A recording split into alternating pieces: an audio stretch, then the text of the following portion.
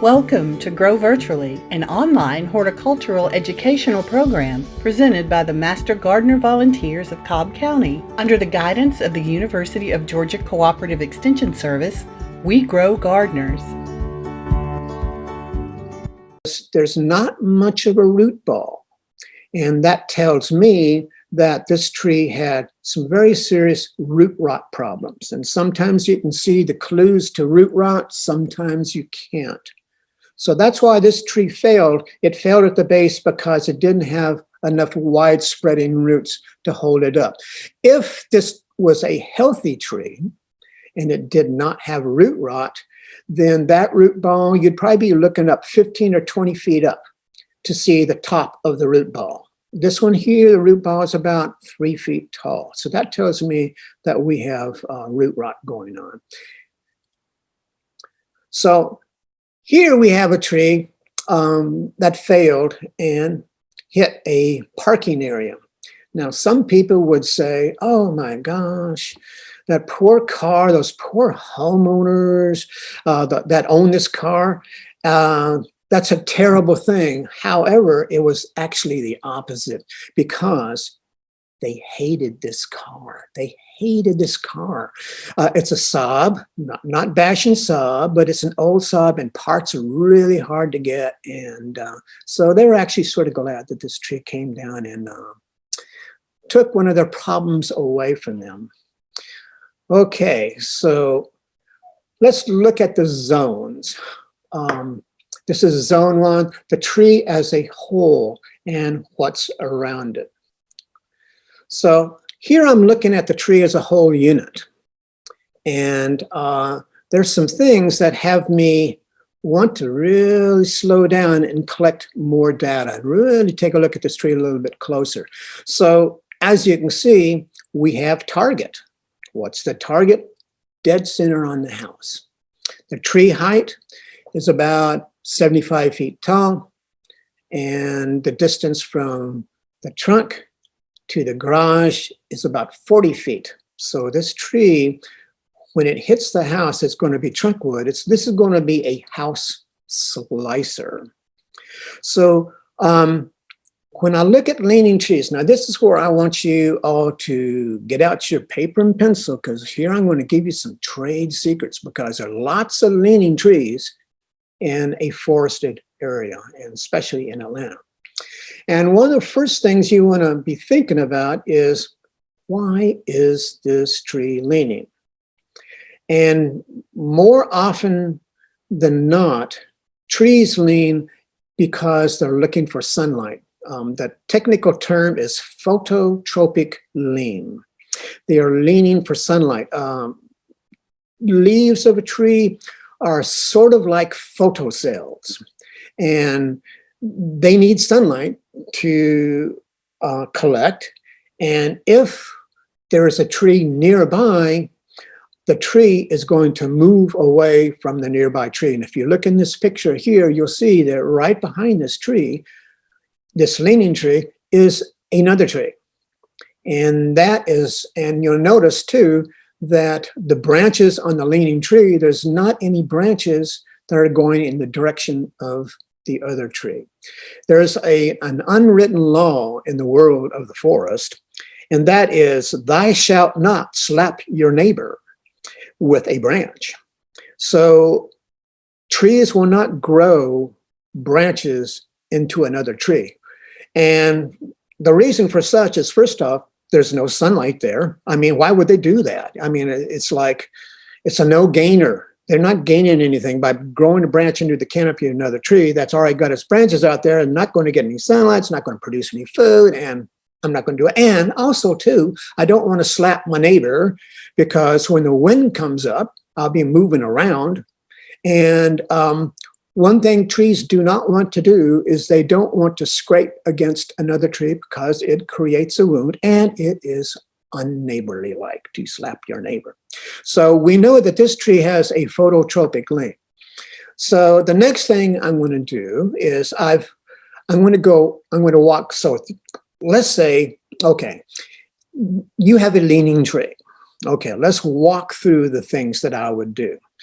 the first thing I would want to do is I'm going to walk right behind this leaning tree, and I'm going to sight right down that tree trunk, sort of like aiming a rifle, and I'm going to determine what the target is. So gravity rules on a leaning tree. So it's going to fall in the direction that it leans. This is not spaceship science, it's just common sense. The next thing I'm going to do is I'm going to pull out my iPhone, and I'm going to get the direction of the lean. Now, why would I want to do that? There's a thing called prevailing westerly winds.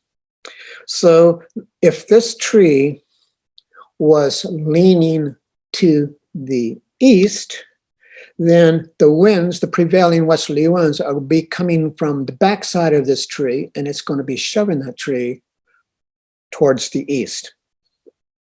So that would be one thing I would do, is I would get the direction of the lean.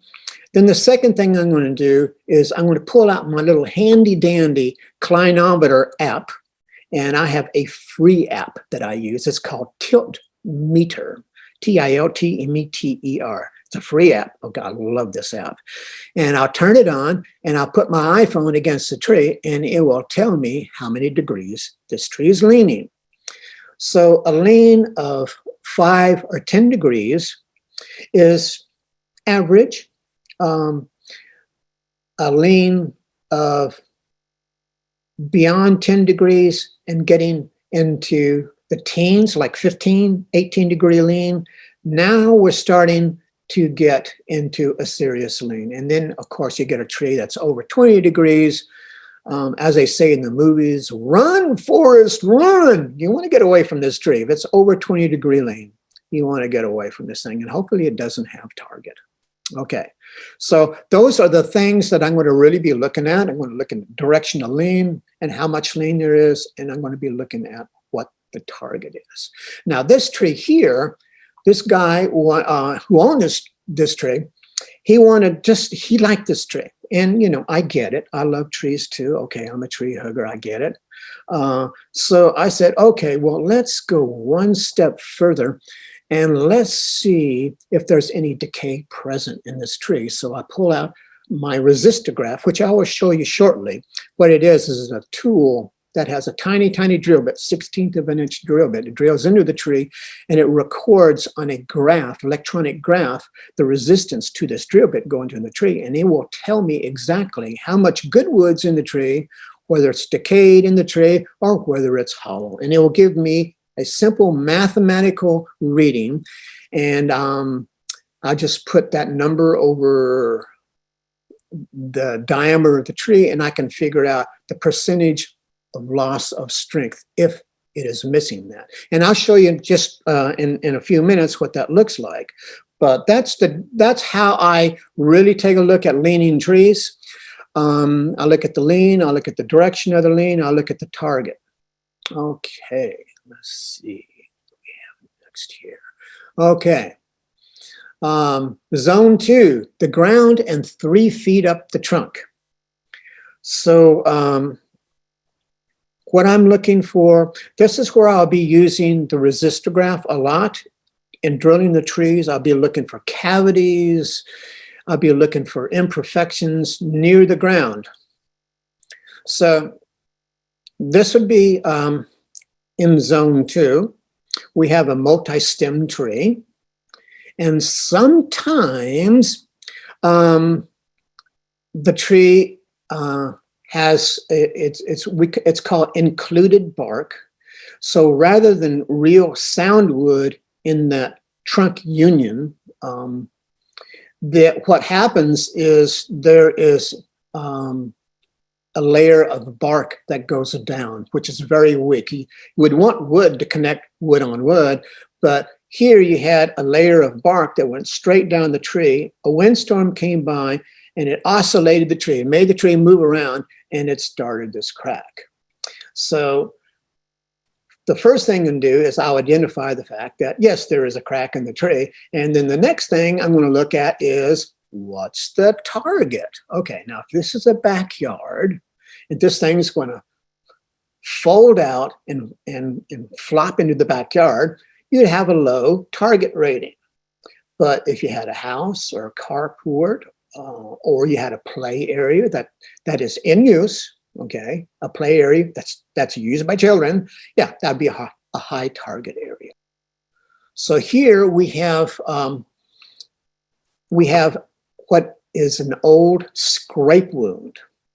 And so at the very top of this wound, you see the old healing process where it sort of healed itself over, but the fungus got a little bit ahead of the healing wood and it started the decay into the trunk of the tree.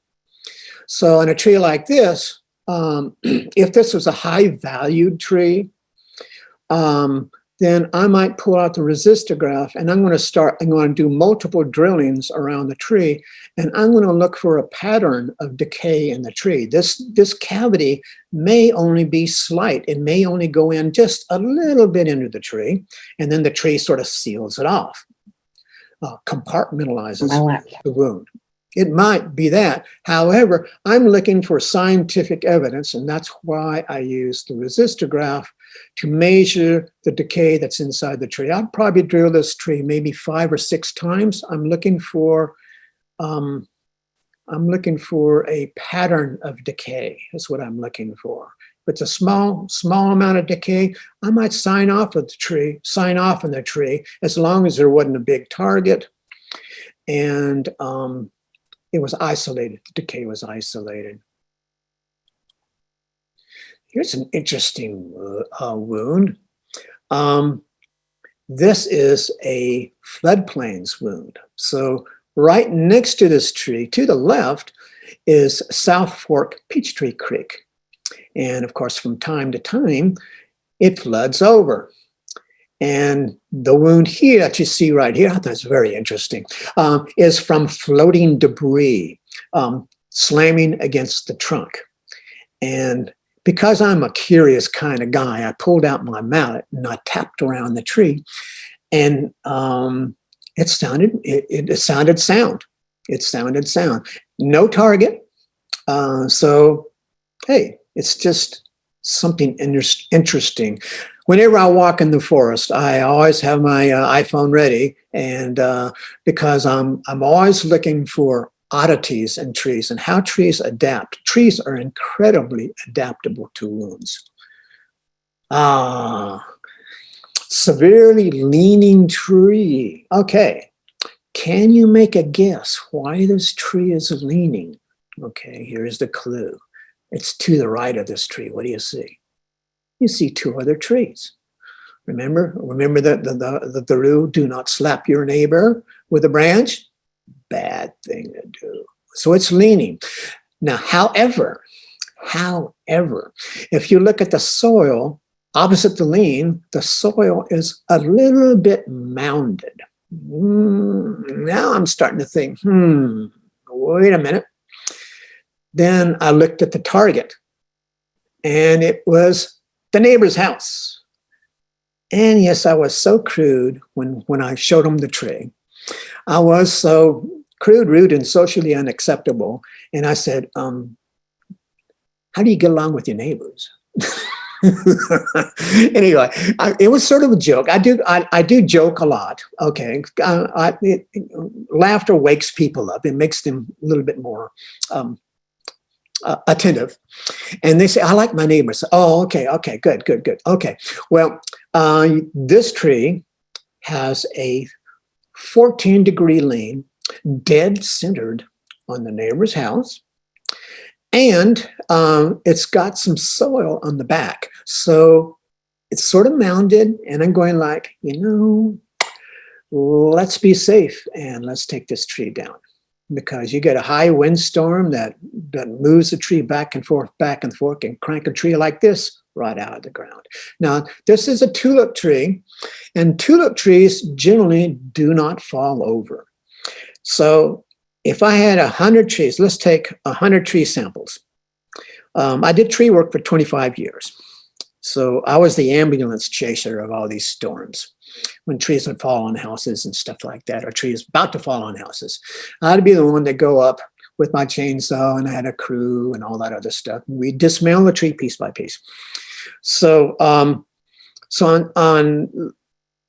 tulip trees, out of 100 trees, 90 of the trees that fall over are going to be oak trees. And then there's a smattering of other trees. In my career, I saw maybe 6 tulip trees uproot, and they were at water edge with some really, really big storms that just passed over, high wind storms, and they just cranked the tree out of the ground. But tulip trees very rarely fall over. Sometimes they hollow out. That's why I have a resistograph. When they get a little bit bigger, I will drill to make sure they're not hollow. But anyway, so this tree, I condemn this tree. Okay, here's the tool. This is a resistograph. This is a 5-figure tool. It's made in Germany. It's a very, very specialized tool that only a few people in town have. And of course, I had to have it because first off, it's high tech. And second off, it gives me incredibly good readings that go on, that I can download onto a computer, and I can send the results via email and show the graphs. And I interpret the graphs, I colorize the graphs, decayed wood, good wood, bark, hollow, etc. And I chart the graph out so people can understand what I'm seeing in the graph. And it's very straightforward. So whenever I see mushrooms around a tree, this is Ganoderma, shelf mushrooms. They cause white rot. And the first place, when I drill a tree, if it has mushrooms, one of the first places I'm going to drill is very close to the mushroom because I want to chart the progress of the decay. Some of these mushrooms are fast acting, some of them are slow acting. But I want to know how much decay is in there, and I'm going to scientifically chart the evidence. And I'm going to use the resistograph. Okay, beautiful white oak, 53-inch diameter white oak. Okay, beautiful tree. And it's in their backyard, and no mushrooms, no sign of root rot, no nothing. And I'm going like, And whenever I see really big oaks, what's the target? 2 houses. The houses are to the east of this tree. That means the prevailing westerly winds come from the left, shoves the tree to the right. And so whenever I see that combination, let's drill this tree and let's just see what we got inside this tree. Let's not guess. Most tree services, they'd pull out a mallet and they tap the tree, and a mallet will tell you if you've got a tree that's really, really thin-walled and it's really, really hollow. It might sound like a bass drum. You might be able to tell by hearing it. But when it comes to big trees like this, you need to use a drill so you can really chart what's inside the tree. So, I drill on my first drill. This is what a graph looks like. So the first inch, brown, that's the bark. Then up to inch number 7, that's good wood. And then it drops straight down to completely hollow. And I'm going like,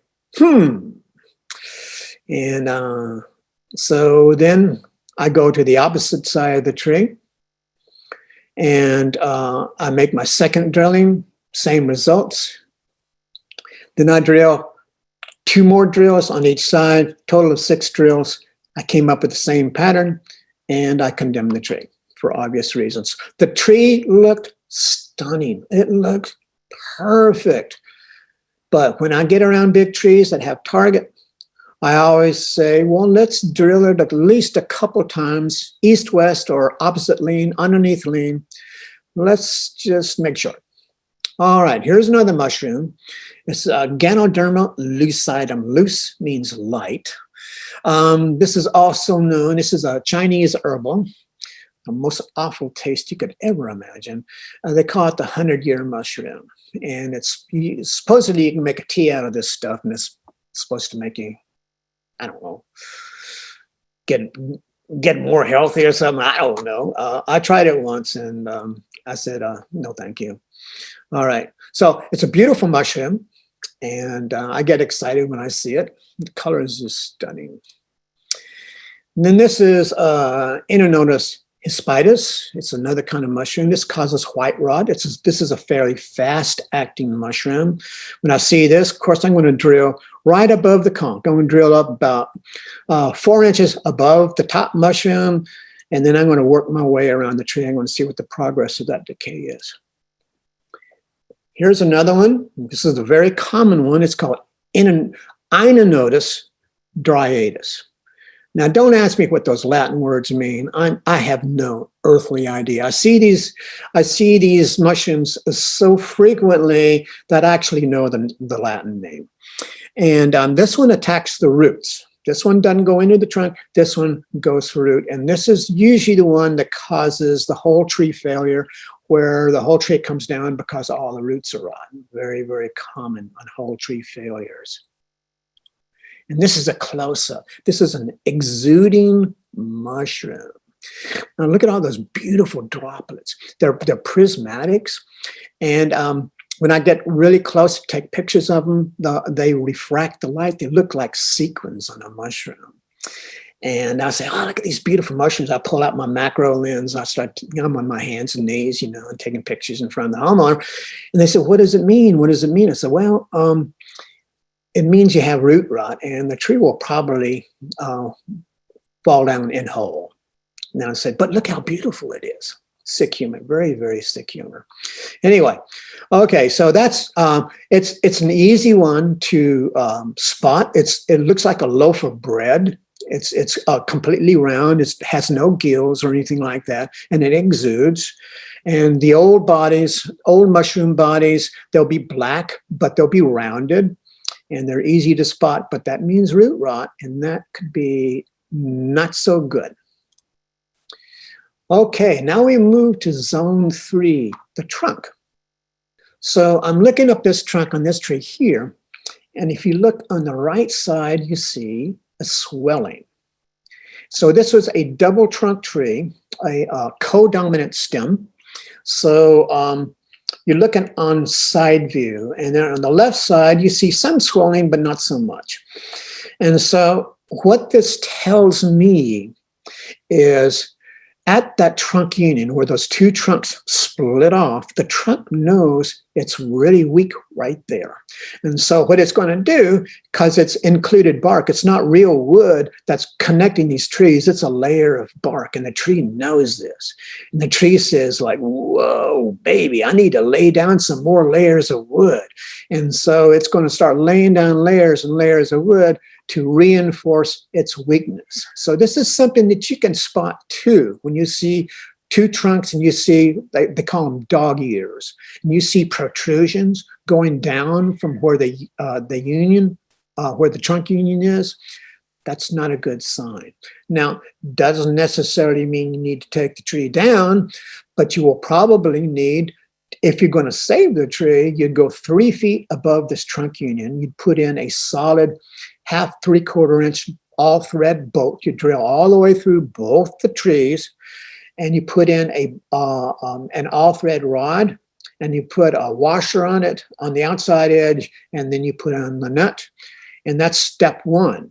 That's to help keep this tree from splitting apart. Step 2, which is just, if not more important, is you go up to the top and you install a cable in the top of the tree. And that keeps the tree, when the winds come up, that keeps the tree from wishboning, because it keeps the trunks from like splitting apart. The tree will move in unison. They'll move like this with a cable, whereas without a cable, it'll do this, which is not good, especially if you have dog ears down at the bottom. Very simple. I mean, this is not really technical. I mean, you can look at your own trees and you can actually see this. If it's got target, okay, you might want to do something. If you want to save the tree, you can bolt it and cable it, or you can take the tree down. Here you have an unusual swelling on the trunk. This might be a burl, which is rock solid, what all wood turners desire for turning bowls, because they're very, very unique patterns in the turnings. Or it might be a sign of some decay. I would drill this right here. I'd drill it, even if it's up in the tree.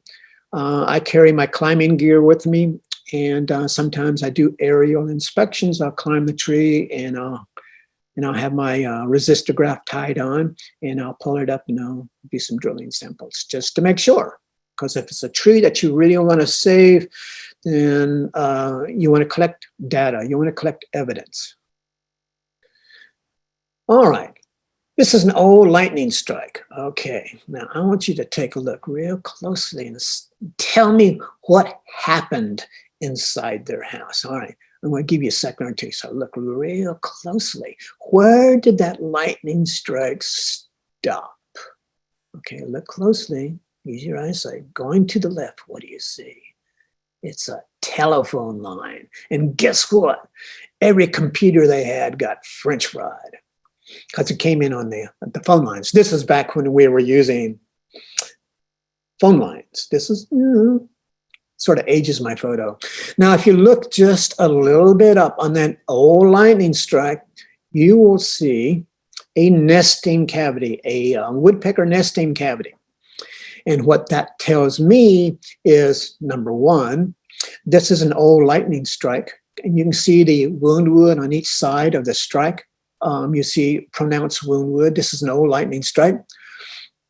And this tree had target. It had house. It had streets. It had primary utility lines, power lines out front, all around this tree. And I condemned the tree. I said, why save it?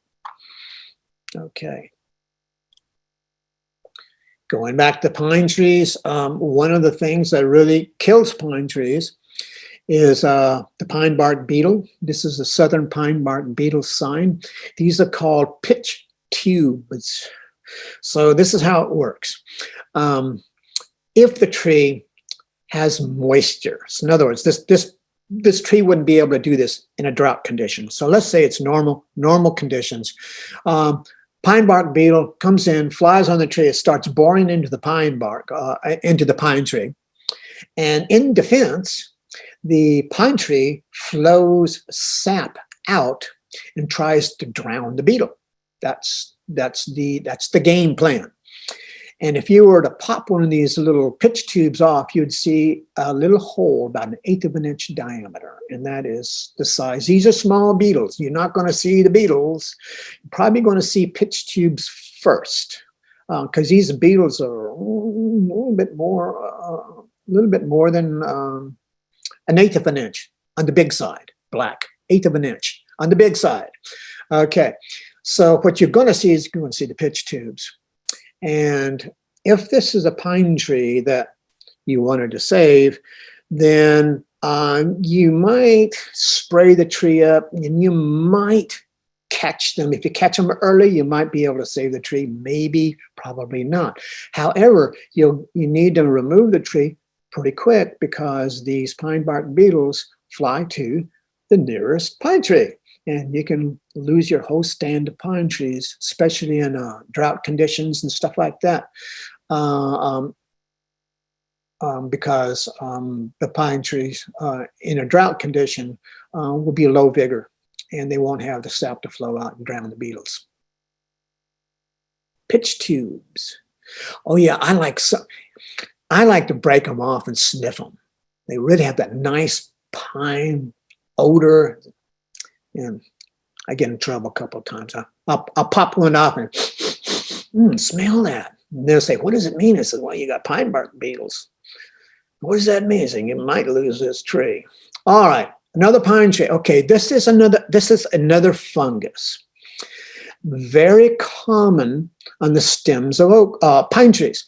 Okay, so when I'm looking at homeowners' trees, and let's say they have a whole bunch of pine trees, I'm going to look straight up the trunk, and I'm going to be looking for this. It's called fusiform canker. It is a fungus. It's a very slow acting fungus.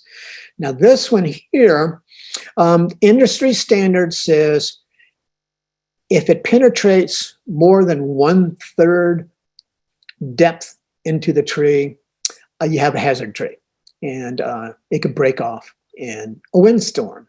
An ice storm is surely going to break off. You will see smaller fusiform canker attacks. They'll be smaller. It can be anywhere on the stem, but if it reaches the threshold of 1/3 depth of the trunk diameter, you have a hazard tree. Now, what's the target? Does it have a lean? Which way does it lean? So things you want to consider. But these fusiform canker, very common, and it's not like the fungus is going to spread to your neighboring tree. No, it doesn't work like that. It's not like a beetle. It's just some trees, pine trees get them, and some don't. But this is one of the things I look for whenever there's pine stands. I do a 360 walk around the tree and look straight up the trunk. I usually will see the swellings first on the trunk. It's out of character swellings. And then usually on the other side, I might see the canker.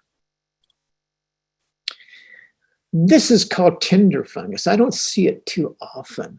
And it's just a really interesting fungus. And this one was growing on a hickory tree. And the hickory tree was right next to the front doorstep. And I have this thing that I do. I'm driving around. My eyes are really trained for tree hazards and tree health and stuff like that. So I'm driving down almost any road, and I will see stuff really quick. It's just like this flash. Oh, look at that. And I was driving by this house and I went, oh, look at that. Wow, look at that, man. That's tinder fungus. Wow, cool. And I hopped out and I broke the law. I went on to public property and I did a photo shoot. Okay, I'm guilty. Yes, I am. This is a dead hickory tree. And so being a good, responsible person, I have these special door hangers. And it alerts people to, you have a dangerous tree here. Then I have all these little check boxes and stuff like that. And I'll hang it on the door where they will see it. I won't put it in the mailbox. You're not supposed to put things in the mailbox, but I will take the risk and hang it on the door, carport door, someplace where they'll see it. And one of the things it says, you have a dangerous tree. And then the next thing it says is, we don't do tree work. Okay, I'm telling you, you got a dangerous tree. You need to do something about it. And I'll write something on the back of the card and say, hey, you got target, your house is right underneath this thing. This tree here had been dead for at least a couple of years. The fungus has really developed. And I said, this tree can break off at any time. I said, get a tree service and get this thing down now. I mean, anyway, that's what I'm supposed to do. All right. But it is really cool fungus, really cool. This is Ganoderma applanatum, also known as the artist conch. This is the mushroom that can get pretty big, but on the bottom side, you have a chalkboard. And so what people will do, if you're artistically inclined, you can get your little chisel and cut this thing off the tree, and you do etchings on this white chalkboard, and it stays there forever. And they have some that are like hundreds of years old, where they found, etchings and stuff like that. People keep them and hand them down from generation to generation. And however, okay, so that's the good part of the story. They're really cool looking. You can etch on the back side and all that other stuff. I bring home lots of samples to my wife. Patty knows my wife. She's the one that reads all my reports, edits all my reports, looks at all my photography, and I bring home samples. And so anyway, this is one I always do look out for. So what does this do? What does this fungus do? It goes to the inside trunk. It causes decay. With this tree right here, I drill it probably 3 inches above the tree, above the mushroom, and I would start quantifying. And then I'd go to the opposite side and drill. So I do get an idea, has this fungus progressed through the tree? And I'd probably drill 2 more times too, because I'm looking for a pattern. So here's another kind of mushroom. This one's called turkey tail. And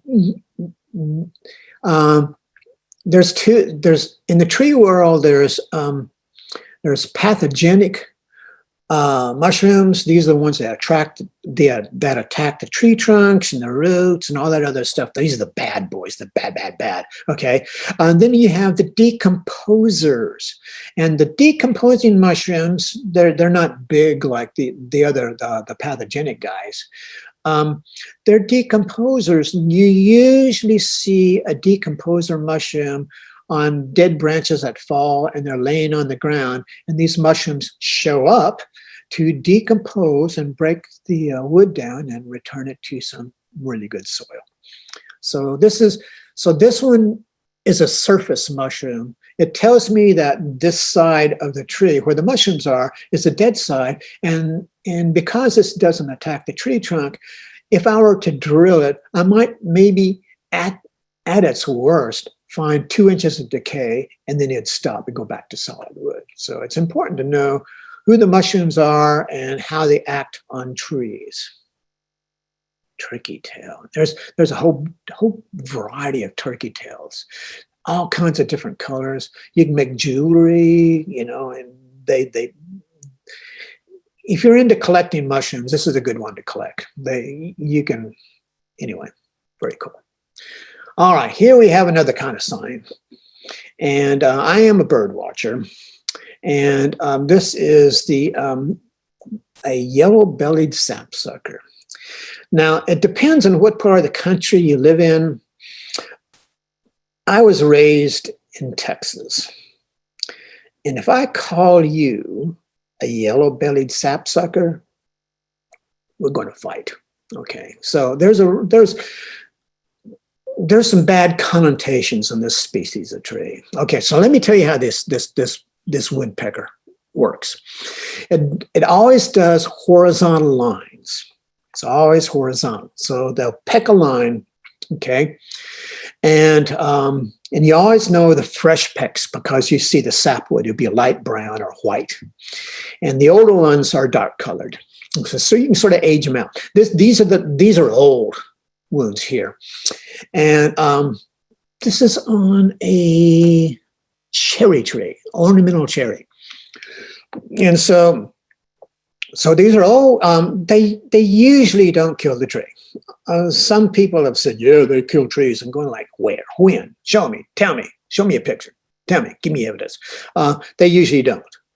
They're just interesting. Oh, anyway, so they peck the line of holes and they fly back to this tree, the new line of holes, and 2 or 3 days later, and there'll be sap in the holes. And if there's a bug in the sap, it's bonus time. Hey, they eat insects too. So anyway, yellow-bellied sapsucker.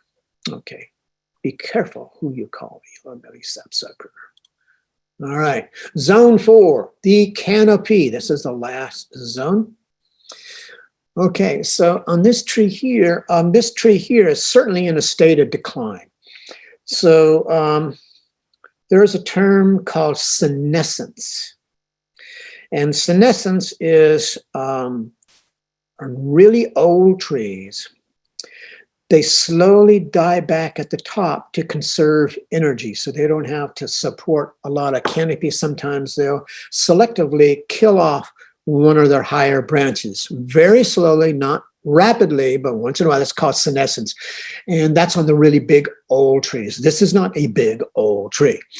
This is a water oak, a fairly young water oak, the canopy of a fairly young water oak. And it's got dieback in the canopy, which is not a good sign. And you see mistletoe. So let me tell you about mistletoe before I go off another slide. Mistletoe, recent research has said mistletoe is very cautious about the speed of attack on a tree. So mistletoe feeds off the host tree. If the mistletoe gets too greedy and kills the branch that it is being hosted by, and the mistletoe gets killed too. So recent research says that mistletoes, they're a little bit careful about how fast they consume a branch. So anyway, just interesting stuff. And I used to take my pellet gun out when I was a kid and shoot mistletoe out of a tree, and I'd make them into always male-female bundles. Okay, the female bundle has the white berries, poisonous. Yes, not poisonous to birds.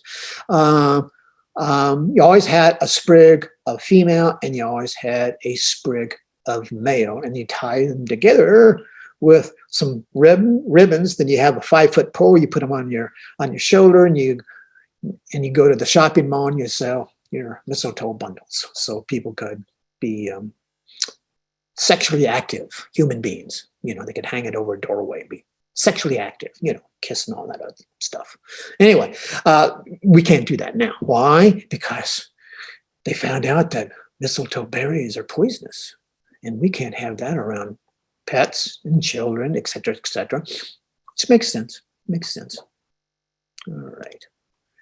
All right. So here I'm showing you a flashy mushroom and a not so flashy mushroom. So here is, I think this is beefsteak. I'm not sure, on the red mushroom. Okay. What caught my eye was the red mushroom. I'm going like, wow, look at that. Grab my iPhone and get down to my knees for some closer look. But what really wanted me to take the picture is the mushroom, the fungus on top of this mushroom, on the branch. That's the gray area. That is hypoxylon canker. Hypoxylon canker. Hypoxylon canker. This is a fungus that attacks hardwood trees. And it is a systemic fungus. So if I was to see dead branches in an oak tree, I'd pull out my binoculars and I'd take a real close look at that dead branch.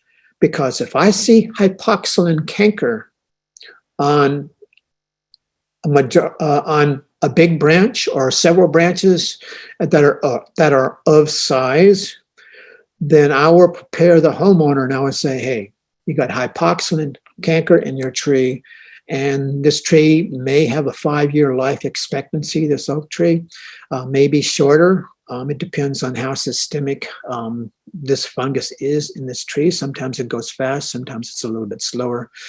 You can sometimes slow it down by pruning out the infected branches.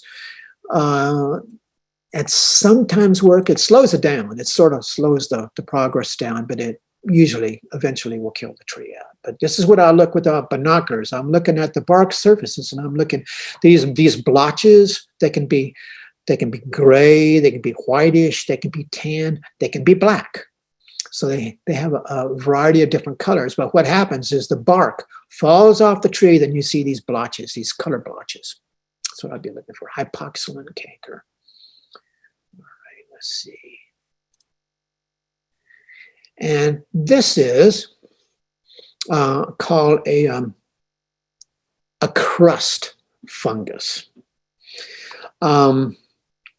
Sometimes it's orange. I can see it in the trees. When I see this crust fungus, and don't ask, that Latin name is a mile long. When I see this on a branch up in the tree, what it will tell me is the branch is going to die, number one. Number two, it's probably going to break off. And this fungus, when it attacks a tree, it likes older dead wood, not fresh dead wood, but older dead wood. So when I see this fungus on a branch, I can date that dead branch, and I'm going to say, that dead branch has been up there for about 4 or 5 years. And the reason I know that is because I see this crust fungus that likes to move in late.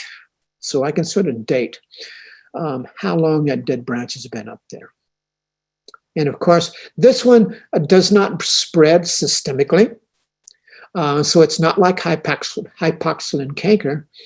So I would, my remedy, my prescription would be get you a climber, go up into the tree, and you got that one dead branch. Where there's one dead branch in a big oak tree, there's probably 8 or 10, maybe a dozen that we can't see from the ground. And I'll say what you need is a crown cleaning. You're going to clean the crown of dead branches that are over 4 inches in diameter. Okay, don't do the twigs, the little, especially in the water oak. Please don't go up and prune out little dead twigs. Now, if you live in Buckhead and you're like super, super rich, which I've done a few jobs, I did a few jobs in Buckhead, and they had to have every sucker shoot and every dead twig pruned out of their water oak.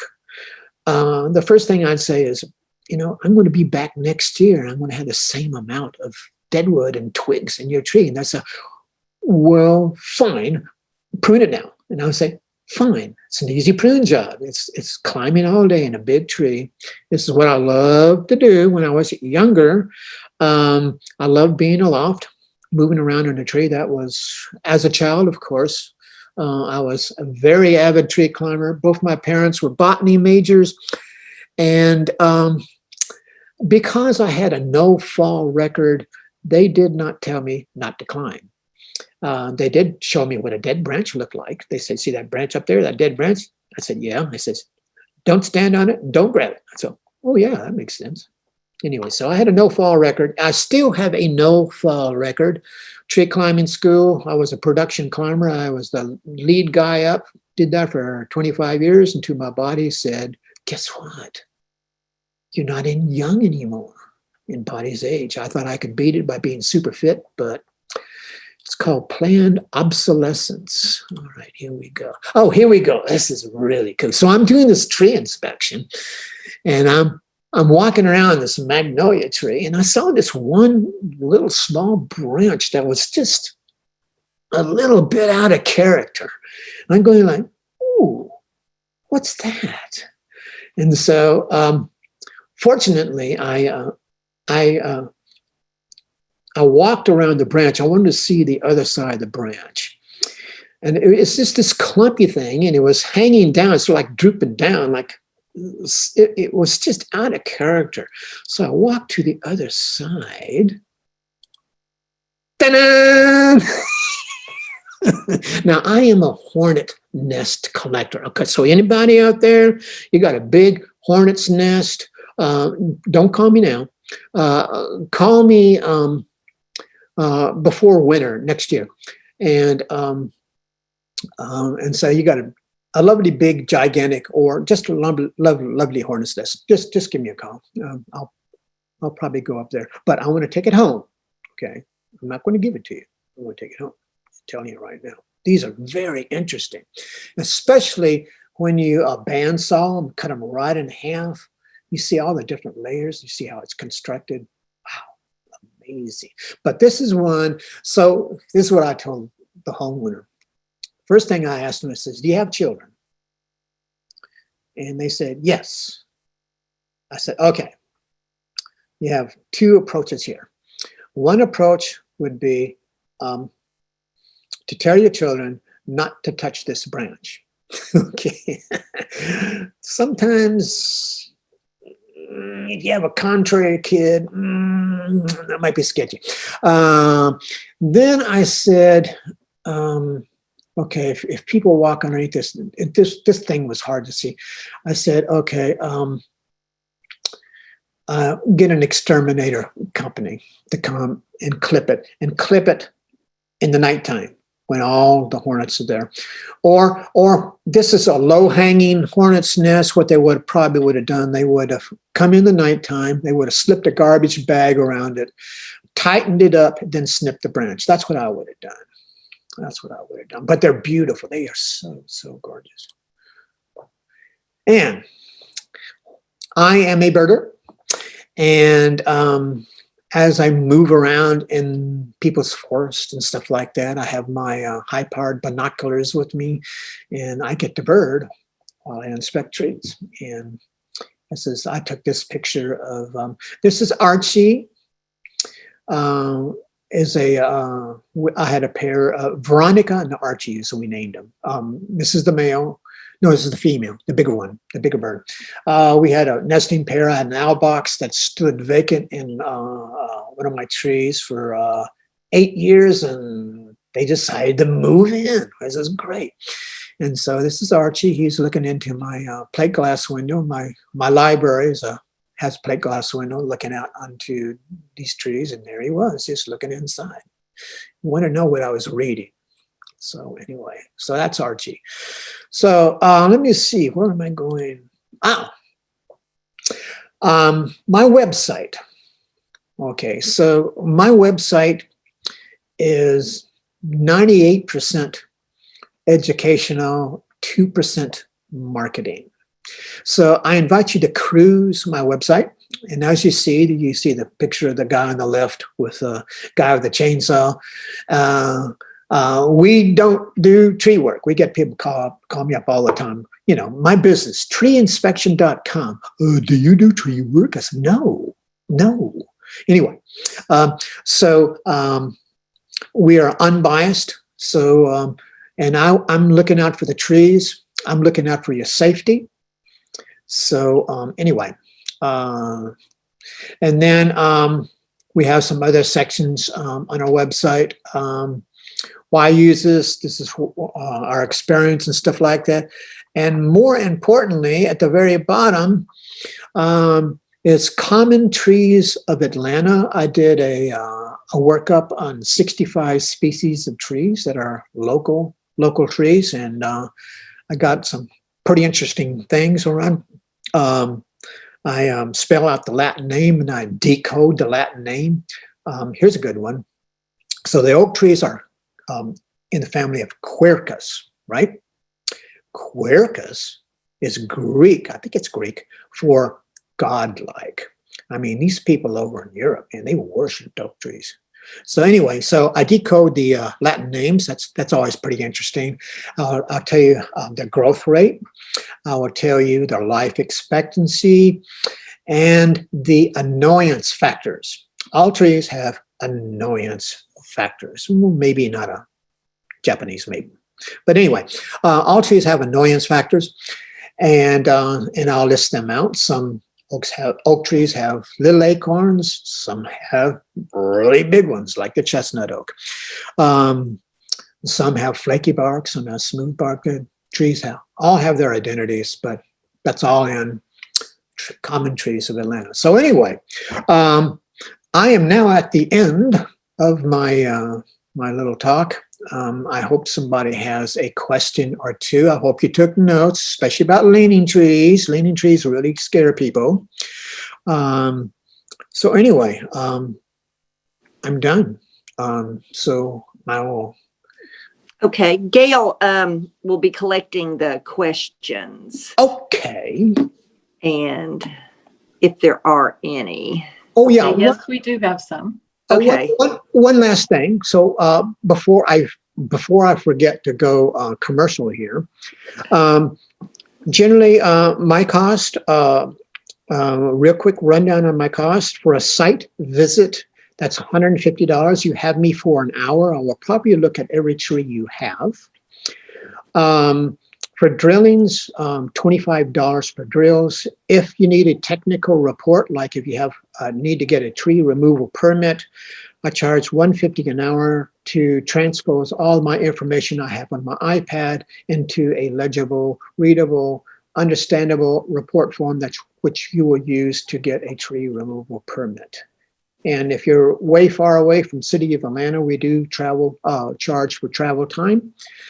So that just gives you a rough idea on my pricing. Okay, I'm done. All right. Our first question. Do neighbors have any financial obligations for their trees that fall through my fence? Do I need to point out the dead ones that are leaning and caught up in the limbs of other trees? Hung dead trees. Wow. Okay. The neighbor thing. Okay. So read our section on you and your neighbors on my webpage. But essentially, if a green tree, on your neighbor's green tree falls over into your property, it's yours. Okay, that's called an act of God.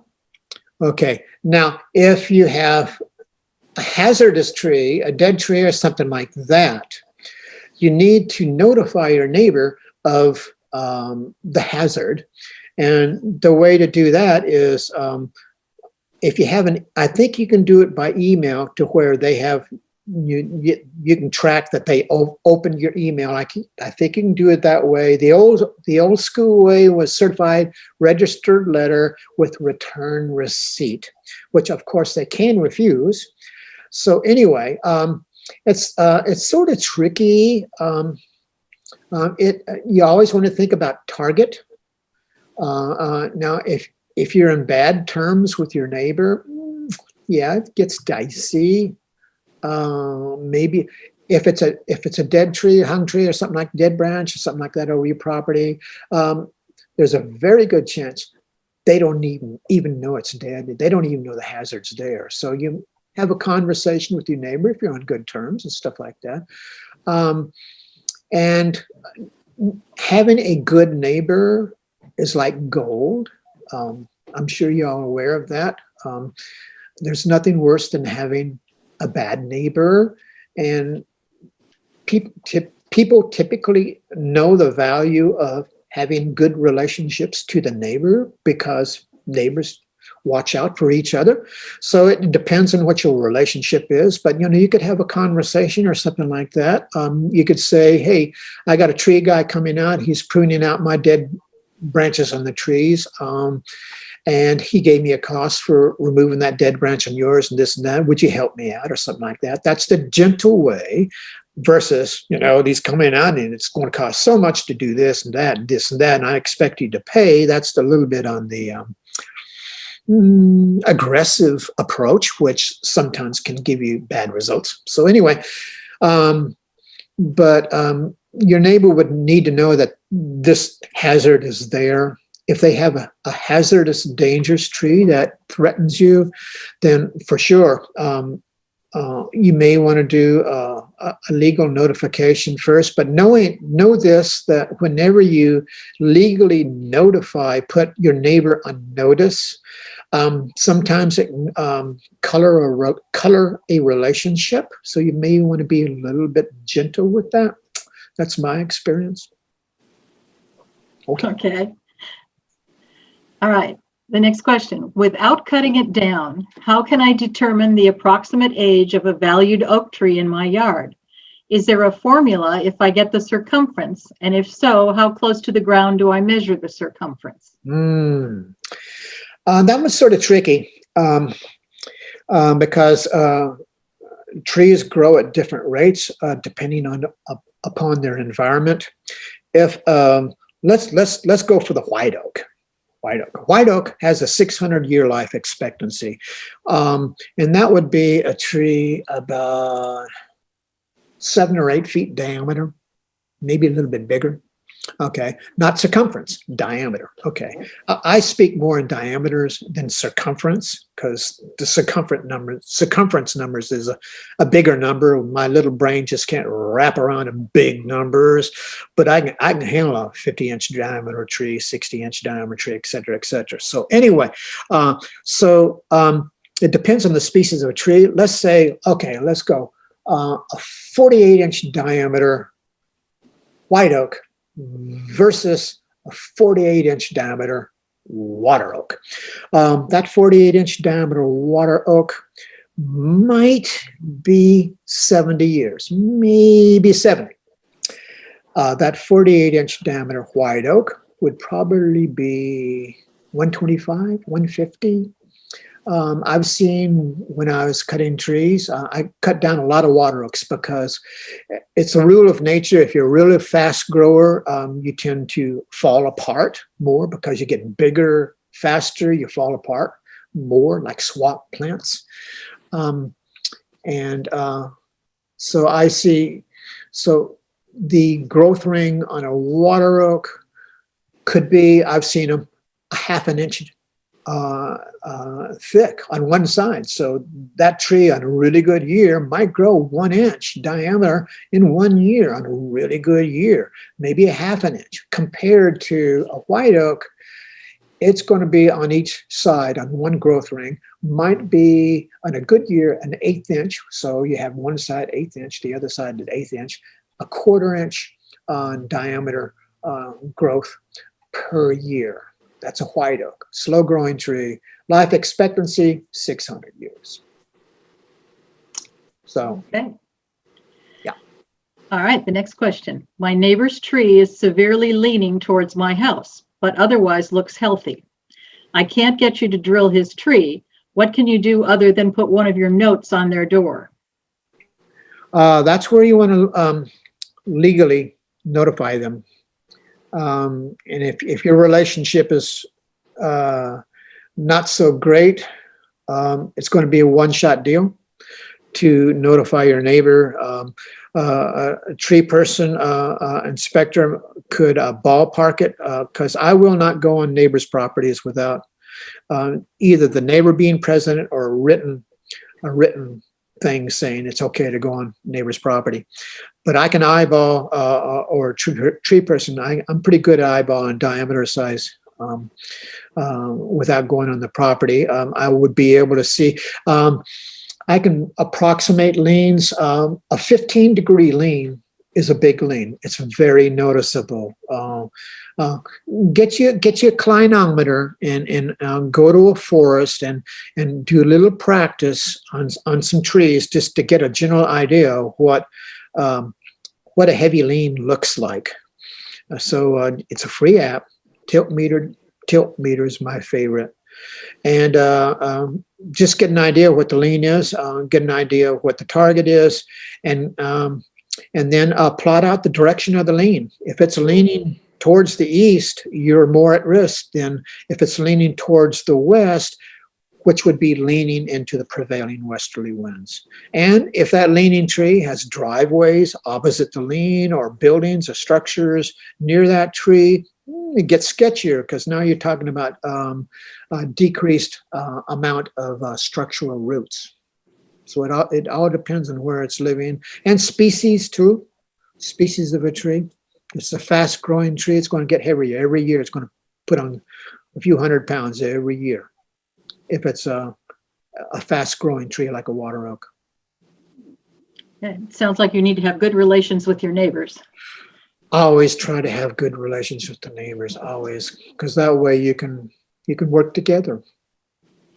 Okay, the next question. My neighbor's branches hang over my driveway and over some of my dogwoods and shrubs, affecting their growth. Can I cut the branches? Cut the branches to the trunk?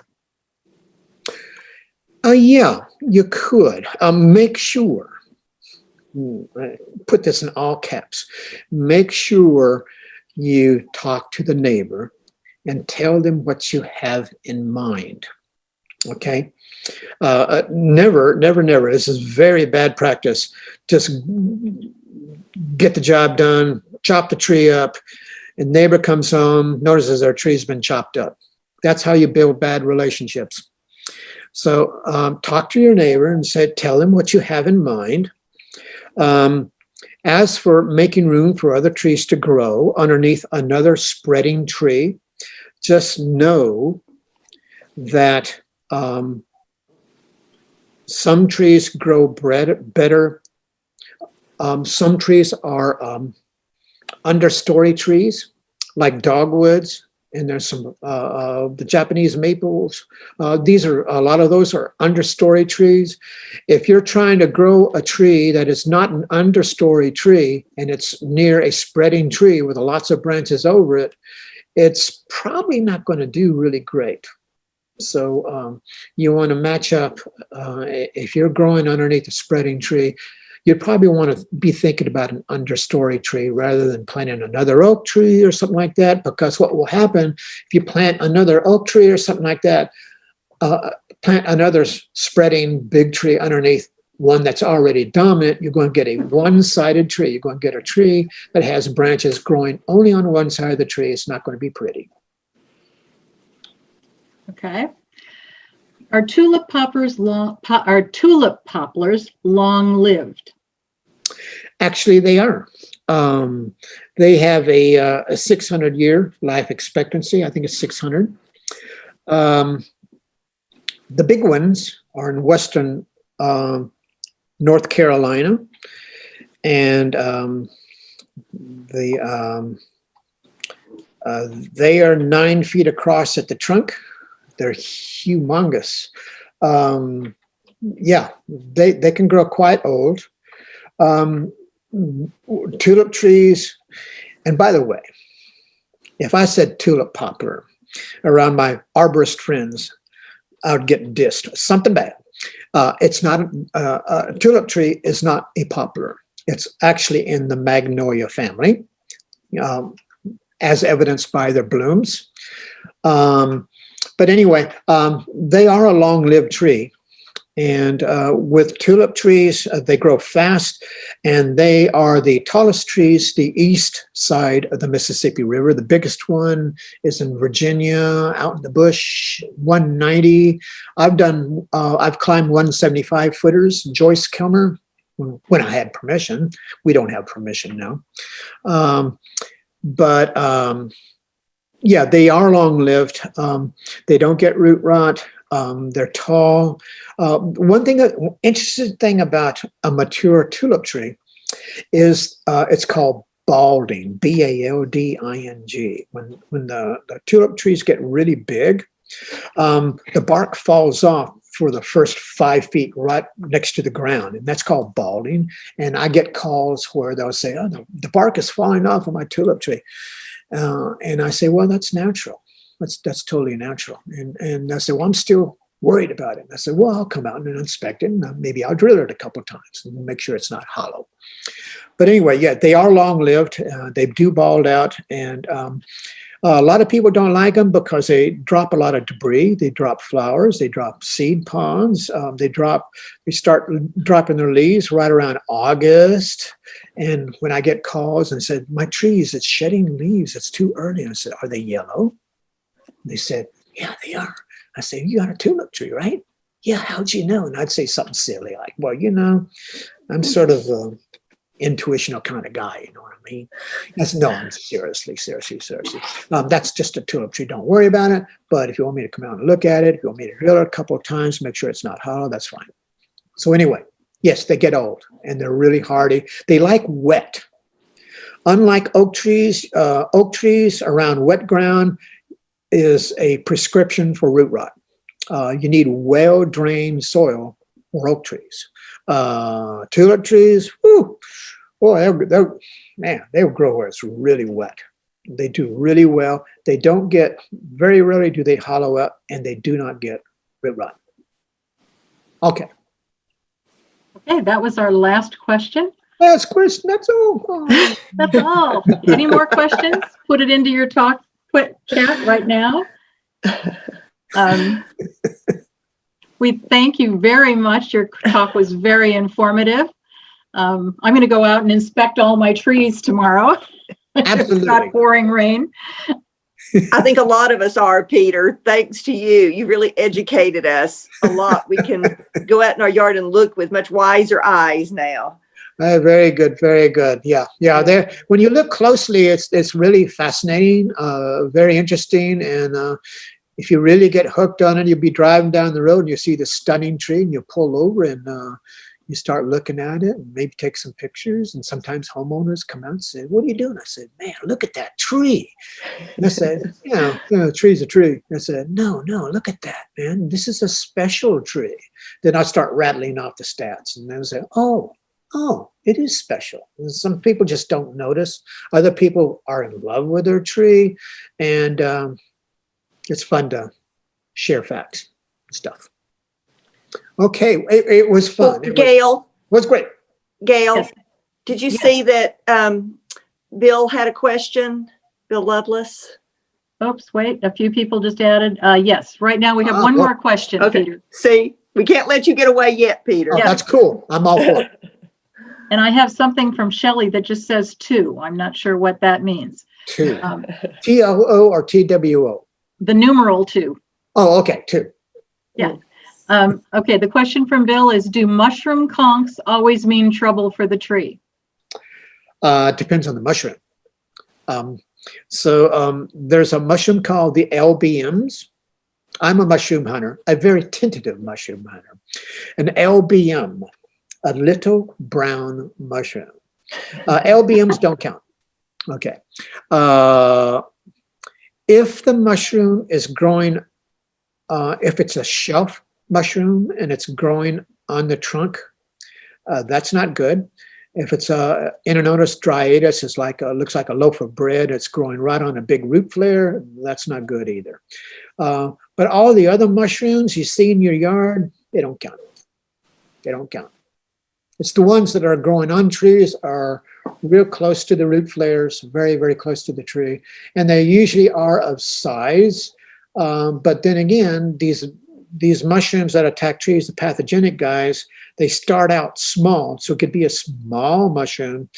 And just know that mushroom is the flower of the fungus. It is the fruiting body. It is their expression of releasing spores so they can travel to other trees and other places. If you see a bad mushroom, then you might want to be checking it out. If it's just one little mushroom, you want to monitor the tree. If it's one of the bad mushrooms, you want to monitor the tree. If you start seeing it pop up in other places around the base of your tree, then you need to do due diligence and get a professional in there that knows something about mushrooms and maybe drill a tree.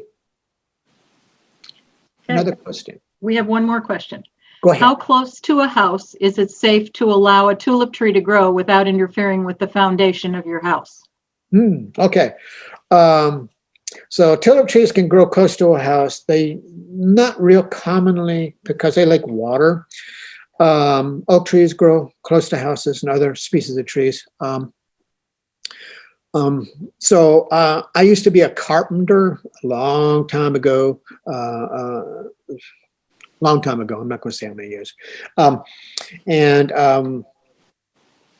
lot of the houses that are built, especially older houses, are called pier foundation houses. So in other words, a house is standing on these piers, and then they have between the piers they put down a surface that's called curtain walls. Between piers, you put in like siding and 2x4s and stuff like that. So you have these piers that you dig into the ground.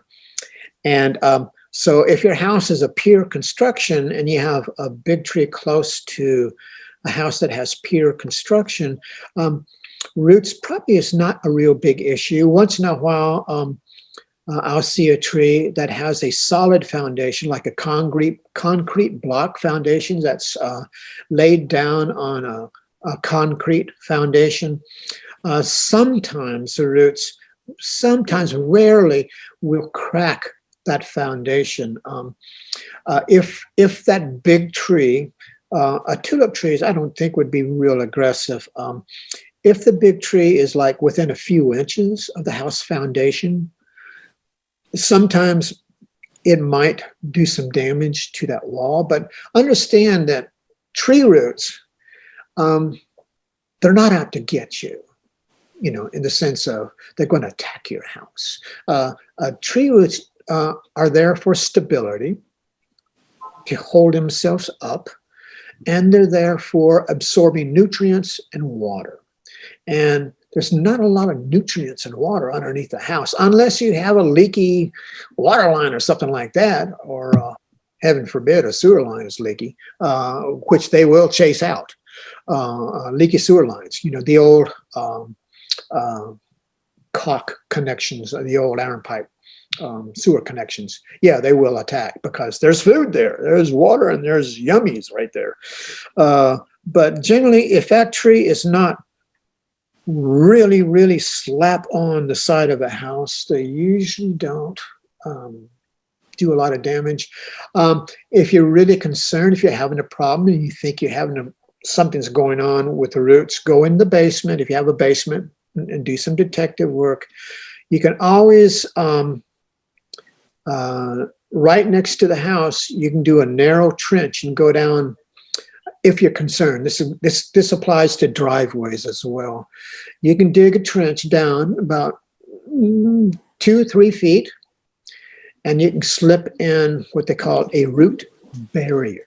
A root barrier is thick plastic, and it's just so what happens is the roots bump up against this thick plastic sheeting, and then they go lateral. They can't jackhammer through this plastic sheeting. So that's something you can do. I see a lot of people do that when it comes to big trees near driveways, near sidewalks and stuff. You want to cut it with a sharp cutting tool, handsaw, chainsaw, usually a handsaw. You want a clean cut, not a raggedy cut, like a backhoe would lift up and fracture roots and stuff like that. And but they can be a tulip tree is going to follow the water. It's going to follow where the water is. That's why it's going to do structural roots to hold it up, and it's going to send the other roots where the water is. One thing you never do around a tulip tree, they're very sensitive to grade changes. This is what really kills out a lot of tulip trees. So let's say you have a yard, an uneven yard, front yard, backyard, and they want to level it out so they can have a playing area. And they come in with loads of dirt, and they'll apply 2 or 3 inches, or they scrape off 2 or 3 inches to level off the ground. Tulip trees will not tolerate that. They won't tolerate grade changes. Just a couple inches can kill a tulip tree within about 5 years. So anyway, but as for jacking up houses and stuff, not so much. We hope that you will find our information informative and helpful. Thanks for watching, and please remember to subscribe to our YouTube channel.